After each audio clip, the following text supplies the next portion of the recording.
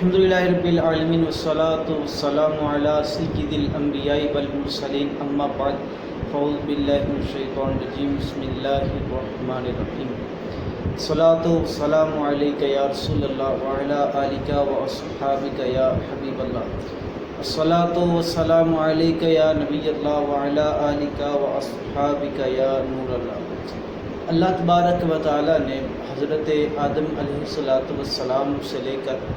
ہمارے نبی پاک شفیع المسلمین صلی اللہ تعالیٰ علیہ وآلہ وسلم تک تقریباً 1,24,000 انبیاء کرام کو مبعوث فرمایا اور انسانیت کی رہنمائی کے لیے نے مقرر کیا۔ حضور نبی پاک صلی اللہ تعالیٰ علیہ وآلہ وسلم کی ذات اقدس کے بعد نہ کوئی نبی آ سکتا ہے اور نہ ہی آئے گا، اور جو شخص یہ عقیدہ رکھے کہ آپ کے بعد بھی کوئی نبی آ سکتا ہے تو وہ شخص پکا کافر اور مرتد ہے۔ لیکن آج جس کے بارے میں آج بات کریں گے وہ حضور علیہ السلام کے شاہکار، حضور کے تراشے ہوئے ہیروں میں سے ایک ہیرے حضرت سیدنا عثمان غنی رضی اللہ تعالی عنہ ہے، کہ جس نے نبی پاک صلی اللہ تعالی علیہ وآلہ وسلم کی صحبت سے برکتیں حاصل کی اور امت تک رہنمائی پہنچائی اور امت کو ایک درس عظیم دیا کہ جس کے تحت انسانیت مسلمان اپنی زندگی کو گزار سکے۔ آئیے چلتے ہیں سیدنا عثمان غنی رضی اللہ تعالی عنہ کی مختصر سیرت اور آپ کے احوال کے۔ حضرت سیدنا عثمان غنی رضی اللہ تعالی عنہ، آپ کا نام تو عثمان ہے اور آپ کی جو کنیت ہے وہ ابو عمر کے نام سے مشہور ہے، اور آپ کا جو لقب ہے وہ ذو النورین بھی ہے اور کامل الحیاء والایمان سے بھی آپ جانے جاتے ہیں۔ کامل الحیاء والایمان آپ کو کیوں نہ کہا جائے، اس کے کہنے کی وجہ کچھ یوں ہے کہ ایک مرتبہ نبی پاک صلی اللہ تعالیٰ علیہ وآلہ وسلم اپنے گھر میں تشریف فرماتے، حضرت عائشہ رضی اللہ تعالی عنہ اس حدیث کی راویہ ہیں کہ اچانک سے دروازے پر دستک ہوئی تو سیدنا صدیق اکبر رضی اللہ تعالی عنہ تشریف لائے۔ اس وقت حضور علیہ السلام اپنے گھر میں آرام فرما تھے اور آپ کی پنڈلی سے کپڑا ہٹا ہوا تھا، اور ایک روایت میں آپ کی ایران سے کپڑا ہٹا ہوا تھا، اور حضرت سیدنا صدیق اکبر رضی اللہ تعالی عنہ آپ تشریف لائے اور آ کر حضور علیہ السلام کے پاس بیٹھ گئے، لیکن حضور علیہ السلام بدستور اپنی جگہ پر تشریف فرما رہے اور آپ کی پنڈلی سے کپڑا ہٹا رہا۔ کچھ لمحوں کے بعد سیدنا فاروق اعظم رضی اللہ تعالی عنہ نے آنے کی اجازت طلب کی، تو نبی پاک صلی اللہ تعالی علیہ وآلہ وسلم نے آپ کو بھی اجازت عطا فرمائی، لیکن حضور علیہ السلام بدستور آپ تشریف فرما رہے اور آپ کی پنڈلی سے کپڑا ہٹا رہا۔ لیکن جب حضرت سیدنا عثمان غنی رضی اللہ تعالی عنہ آپ نے اندر داخل ہونے کی اجازت طلب کی تو حضور علیہ السلام اٹھ کر بیٹھ گئے اور اپنی ایران سے کپڑے کو درست کیا، اپنی پنڈلی سے کپڑے کو درست کیا اور پھر آپ کو اجازت عطا فرمائی۔ جب یہ تینوں خلفاء اپنے اپنی جگہ پر واپس چلے گئے، گھر سے لوٹ گئے، تو سیدنا عائشہ رضی اللہ تعالی عنہ آپ حضور علیہ السلام سے عرض گزار ہوتی ہیں کہ یا رسول اللہ صلی اللہ تعالی علیہ وآلہ وسلم، صدیق اکبر آئے ہیں لیکن آپ بدستور لیٹے رہے ہیں اور آپ کی ایران سے کپڑا بھی، آپ کی پنڈلی سے کپڑا بھی ہٹا رہا ہے، فاروق اعظم آئے ہیں تو آپ کا یہی حال تھا، لیکن حضرت عثمان غنی رضی اللہ تعالی عنہ آئے ہیں تو آپ اٹھ کر بیٹھ گئے ہیں اور آپ نے اپنی ایران سے کپڑے کو درست کیا، آپ نے اپنی پنڈلی سے کپڑے کو درست کیا، اس کی کیا وجہ ہے؟ تو حضور علیہ السلام نے ارشاد فرمایا الا استحیی من راجل تستحیی منہ الملائکہ، کہ میں اس شخص سے حیا کیوں نہ کروں کہ جس شخص سے تو فرشتے بھی حیا کرتے ہیں۔ تو یوں حضرت سیدنا صدیق اکبر رضی اللہ تعالی عنہ، حضرت فاروق اعظم رضی اللہ تعالی عنہ کی تو شان اپنی جگہ پر بلند رہی، لیکن حضرت سیدنا عثمان غنی رضی اللہ تعالی عنہ آپ حیا میں سب سے کامل اور اکمل شمار کیے جانے لگے، اور آپ سب سے زیادہ حیا والے تھے، کیونکہ حضور علیہ السلام نے بھی ارشاد فرمایا اشد امتی حیاء عثمان بن عفان، کہ میری امت میں سب سے زیادہ حیا کرنے والے وہ عثمان بن عفان ہیں۔ حضرت سیدنا عثمان غنی کو اس لیے کامل الحیاء والایمان کہا جاتا ہے دیکھیں ایمان پہلے ہوتا ہے، حیا بعد میں آتی ہے۔ جب بندے کے اندر ایمان نہیں ہوگا تو اس بندے میں حیا بھی نہیں ہوگی۔ آج ہمارے سامنے یورپ ممالک ہمارے سامنے ہے کہ جب دیکھا جاتا ہے کہ ان شخصوں کے پاس، ان لوگوں کے پاس ایمان نہیں ہے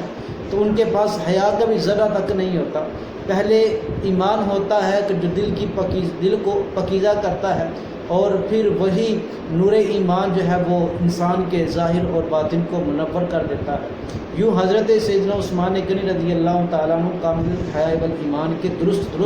مصداق تھے۔ حضرت عبداللہ یافی یہ اپنے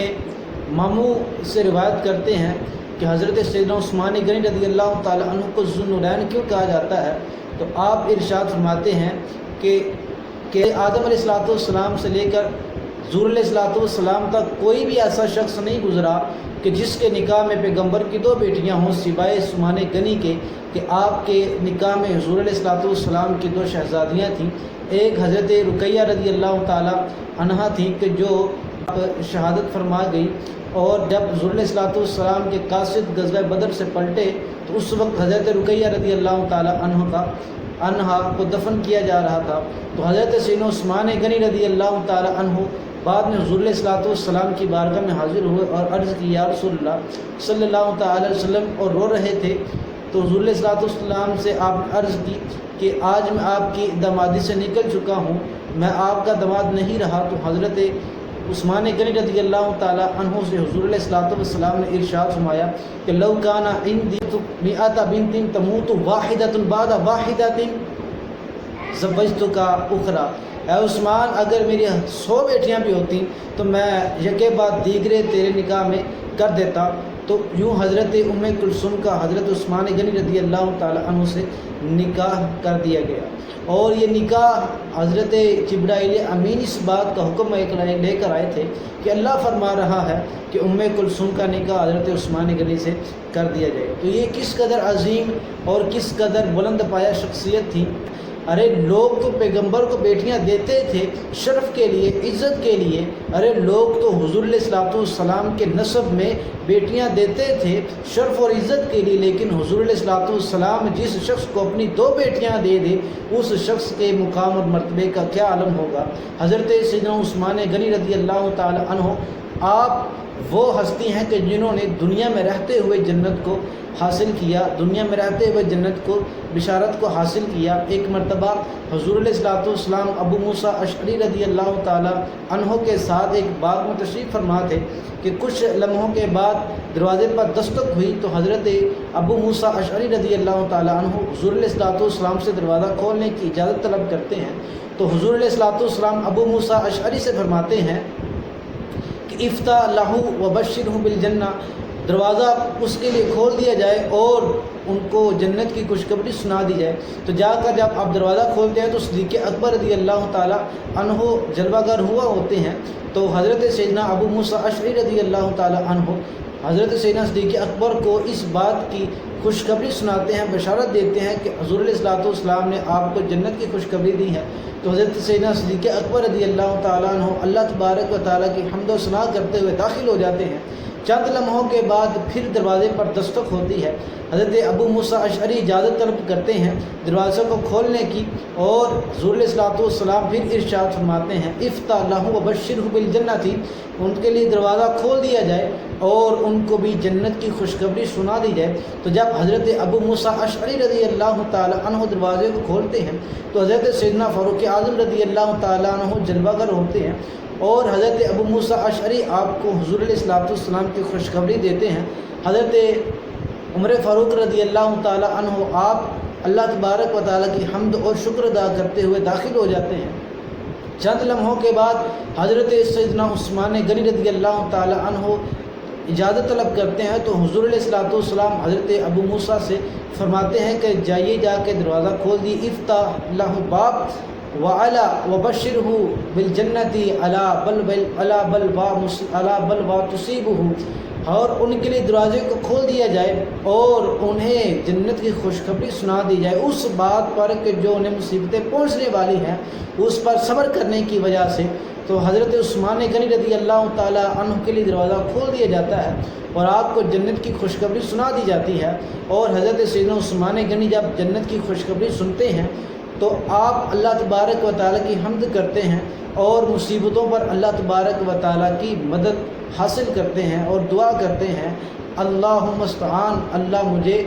کافی ہو، اللہ میرا معین ہو، اللہ میرا مددگار ہو۔ تو یوں حضرت عثمان غنی رضی اللہ تعالیٰ عنہ وہ شخصیت ہیں کہ جنہوں نے جنت کو دنیا میں ہی حاصل کیا اور حضور علیہ الصلوۃ والسلام کی زبان سے آپ کو جنت عطا کی۔ ارے میرے تو حضور صاحب مختار ہے، جس کو جو چاہے عطا کر دیں اور جس سے جو چاہے سب کر لیں۔ اللہ تبارک و تعالیٰ نے میرے حضور کو اس قدر عظیم مرتبہ عطا فرمایا ہے، اس قدر مختاریاں عطا کی ہیں کہ جس کو چاہے جنت کی ٹکٹ دے دیں اور جس سے چاہے جنت کو واپس کر لیں، جنت کو لوٹا لیں۔ حضور علیہ الصلوۃ والسلام جس کے لیے چاہے شریعت کو آسان کر دیں اور جس کے لیے چاہے شریعت کو بڑھا دیں۔ اور حضرت سیدنا عثمان غنی رضی اللہ تعالیٰ عنہ آپ کی شان کے لیے یہی کافی ہے کہ حضور علیہ الصلوۃ والسلام نے آپ کو اپنے دو بیٹیاں آپ کے نکاح میں عطا فرمائی، اور حضرت عثمان غنی رضی اللہ تعالی عنہ آپ عشرہ مبشرہ میں بھی شامل ہیں، اور آپ وہ صحابی ہیں کہ اللہ تعالیٰ عنہ وہ عظیم صحابی ہیں کہ جن کی شہادت کی حضور علیہ الصلوۃ والسلام نے پہلے سے ہی خوشخبری دے دی کہ ایک مرتبہ حضور علیہ الصلوۃ والسلام جبل احد پر تشریف لے گئے اور اچانک سے پہاڑ ہلنے لگا۔ حضور علیہ الصلوۃ والسلام نے اپنی ایڑی کو مار کر ارشاد میں اثبت احد، اے احد رک جا، الا علیک نبی او صدیق او شہیدان، کہ تم پر ایک نبی، ایک صدیق اور دو شہید جلوہ گر ہوئے ہیں۔ تو اس میں حضرت سیدنا صدیق اکبر رضی اللہ تعالیٰ عنہ، حضور علیہ الصلوۃ والسلام اور حضرت عثمان غنی اور فاروق اعظم رضی اللہ تعالیٰ عنہ حضور علیہ الصلوۃ والسلام کے پاس جلوہ گر تھے۔ تو حضرت عثمان غنی رضی اللہ تعالیٰ عنہ نے جب یہ سنا کہ حضور نے فرمایا کہ تم پر دو شہید اوپر سوار ہیں، تم پر دو شہید ہیں، تو حضرت عثمان غنی رضی اللہ تعالیٰ عنہ پھر اپنی شہادت کا انتظار کرنے لگے، اور آپ کو یقین تو ہو گیا تھا اور آپ صحابی بھی ہیں، آپ کا یقین بھی بنتا ہے کہ پہاڑ تو اپنی جگہ سے ٹل سکتے ہیں، یہ درخت اپنی جگہ سے اکھڑ سکتے ہیں، یہ آسمان پھٹ تو سکتا ہے، یہ زمین اپنی جگہ سے الگ تو ہو سکتی ہے، لیکن حضور علیہ الصلوۃ والسلام کا فرمان کبھی بھی بدل نہیں سکتا۔ تو حضرت عثمان غنی رضی اللہ تعالیٰ عنہ اس دن سے اپنی شہادت کا انتظار کرتے رہتے ہیں، اور ایک وقت وہ آتا ہے جب آپ خلیفہ بنے ہوتے ہیں اور بلوائی جو ہیں وہ حضرت عثمان غنی رضی اللہ تعالیٰ عنہ کا محاصرہ کر لیتے ہیں، آپ کے گھر کا محاصرہ کر لیتے ہیں، اور 40 دن تک نہ کھانا اندر جانے دیتے ہیں اور نہ ہی کوئی چیز باہر آنے دیتے ہیں، نہ پانی اندر جانے دیتے ہیں، نہ ہی کوئی چیز باہر آنے دیتے ہیں۔ 40 دن کے بعد ان بلوائیوں نے موقع پا کر حضرت عثمان غنی رضی اللہ تعالیٰ عنہ کے گھر میں یہ سب داخل ہوئے اور حضرت عثمان غنی رضی اللہ تعالیٰ عنہ کو شہید کیا۔ اس وقت جب آپ قرآن شریف کی تلاوت کر رہے تھے اور اس آیت پر آپ کے خون کے قطرات گرے، فَسَيَكْفِيكَهُمُ اللَّهُ، کہ اللہ عن قریب تمہارے لیے کافی ہوگا، تو اس آیت کے اس حصے پر آپ کے خون کے قطرات گرے اور آپ کی جو زوجہ محترمہ تھی ان کی انگلیاں کٹ گئیں کہ حضرت سیدنا عثمان غنی رضی اللہ تعالیٰ عنہ پر ہونے والے وار کو روکنے کے لیے آپ نے اپنے ہاتھ کو آگے کیا تو آپ کی انگلیاں کٹ گئی۔ تو حضرت عثمان غنی رضی اللہ تعالیٰ عنہ تو وہ ہیں کہ جن کے گھر کی رکھوالی کے لیے حضرت مولا علی مشکل کشا نے اپنے دونوں شہزادوں حسن اور حسین کو بھیجا تھا اور کہا تھا کہ دروازے سے تم نے پیچھے نہیں ہٹنا، تم نے دروازے کو چھوڑنا نہیں ہے۔ لیکن جب حضرت مولا علی رضی اللہ تعالیٰ عنہ کو اس بات کی خبر ہوئی کہ حضرت عثمان غنی کو شہید کر دیا گیا ہے، تو حضرت مولا علی نے پھر اپنے شہزادوں سے غصے میں کہا کہ تمہیں کیا ہو گیا تھا کہ تمہاری موجودگی میں حضرت عثمان غنی کو وہ شہید کر کے چلے گئے ہیں۔ تو آپ حضرت مولا علی رضی اللہ تعالیٰ نے اپنے شہزادوں پر کچھ غصہ ہوئے، کچھ ان سے تلخ کلامی کی، اور اس کے علاوہ اور بھی صحابہ کرام تھے کہ جنہوں نے اپنے بیٹوں کو حضرت عثمان غنی رضی اللہ تعالیٰ کی حفاظت کے لیے مأمور کیا تھا، لیکن وہ حفاظت نہ کر سکے، اور ان صحابیوں نے بھی اپنے بیٹوں کو